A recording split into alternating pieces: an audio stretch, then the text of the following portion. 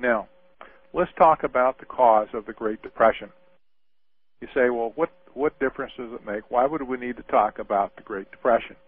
It's pretty important because a lot of history has been documented, been written down about it, stories and so on. But Ben Bernanke, the current Fed chairman, gave a speech back in 2002. And Ben Bernanke was not chairman of the Fed back then. He was a governor, but he wasn't the chairman. He was sought after as a public speaker and so on because he was a very knowledgeable historian, especially on the Great Depression and the crash of 1929. And so he gave a speech in 2002 at the University of Chicago, the occasion of which was Milton Friedman's, the famous economist's, birthday. And there he was at the University of Chicago amongst Milton Friedman friends and supporters and colleagues and so on. And in a shocking statement, of course, I have to back up and say Milton Friedman had been highly critical of the Fed for having caused the Great Depression in the first place by the withdrawal of credit arbitrarily. And he claimed that that's what caused the Great Depression.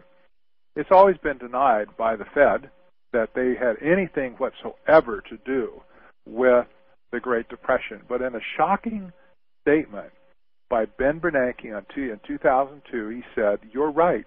We did it. We're very sorry. But thanks to you," that is Milton Friedman and all his work documenting it, "we won't do it again." So this is a direct admission by the current chairman of the Fed that the Fed was responsible for creating the Great Depression. You're right. We did it. We're very sorry. An incredible admonition. But it has huge implications today because the question is, what role does the Fed have today in Great Depression 2? Can't answer that totally, but we know one thing about it. The people, the players in the world today, the global banks, the global corporations, and so on, they love to privatize their profits. In other words, they love to keep the profits for themselves and pay fat executive bonuses. But when the losses get hot, they like to socialize the losses. In other words, get us to pay for the losses while they get to keep the profits. Something is wrong with this, I think.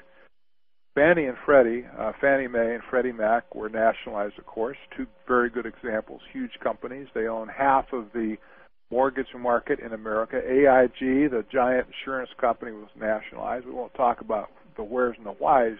You've seen it in the news. You know it's true. And then a $700 billion bailout bill came along, which is now swollen to at least $3 trillion. And we have, overall, Paulson and Bernanke acting as if they were receivers in a bankruptcy proceeding. You just have to think about it yourself and see if you're up with me on my observation of it. They seem to be acting like they are receivers, or like they're controlling a receivership of a bankrupt country, except it's a country, not a company. You understand?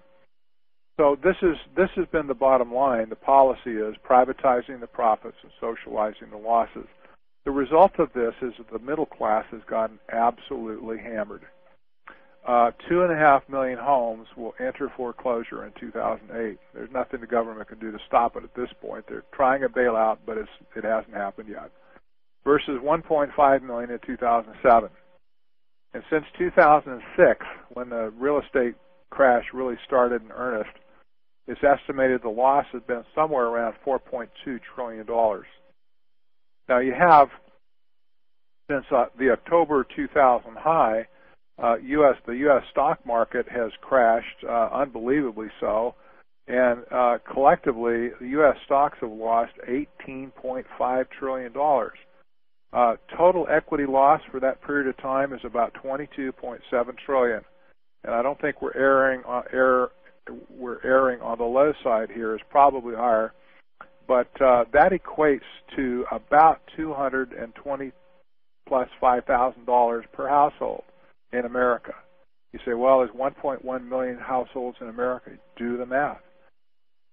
No wonder people feel like they are really underwater.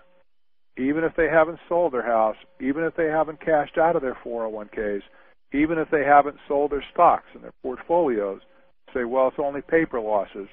That's true, but the losses are real enough because you can't take those assets to the bank anymore and borrow money against them. You can't sell them for what you paid.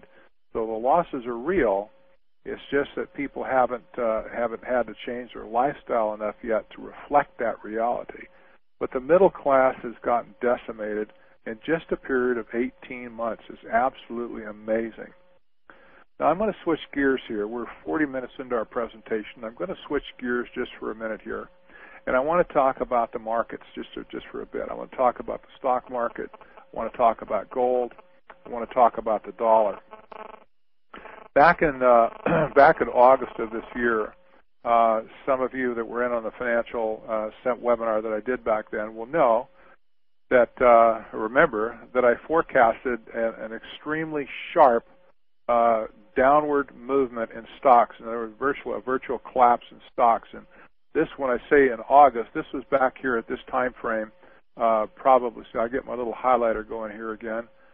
This was around this time right here, August 15 or so, when I made that first forecast. And you can see what's happened here in the process. It's been a huge, huge drop.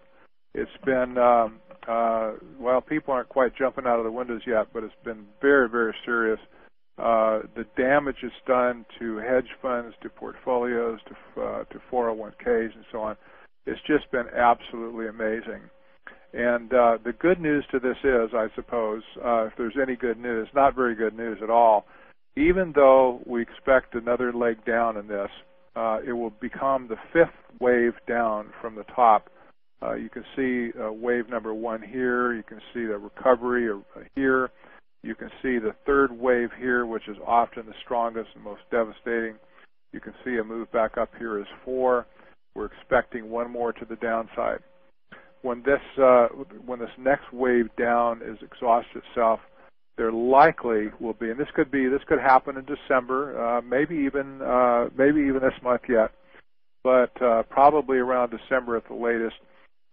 Very likely we'll see a substantial bear market rally as a counter move that will bring averages and stuff back up considerably from this steep drop that we've seen here. So I wouldn't call that, it's not the best news we ever had, but nothing goes down forever. And, the market goes up, market goes down. Even at the head of this, you see wave one down, there was a pretty good recovery from it, over 50%.